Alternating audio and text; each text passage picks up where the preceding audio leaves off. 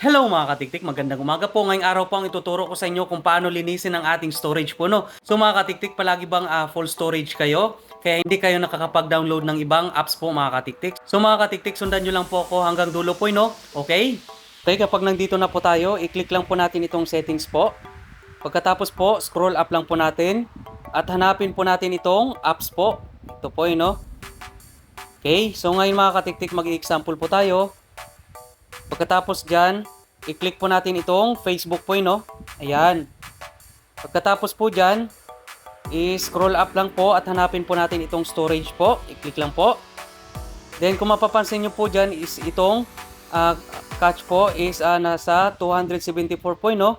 So ang gagawin po natin mga katiktik is i-clear cache po natin dito sa baba po. I-click lang po natin.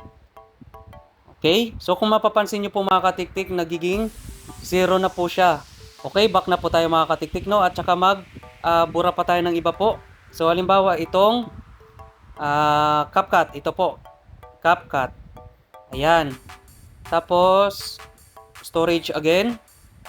Tapos, di ba, may 101 MB po siya. So i-clear cache ulit po natin mga katiktik, no? Okay, ayan, naging 0 na po siya mga katiktik. Ganyan lang po kasimple mga katiktik para magkaroon po kayo ng maraming storage po mga katiktik, para once na nag-download po kayo mga katiktik is mayroon pa po kayong available storage po, no? Okay? So I hope may natutunan ka po mga katiktik at pakishare naman po nito mga katiktik sa ating kapwa content creator po. Baka kasi sila din po is laging full storage po mga katiktik, okay?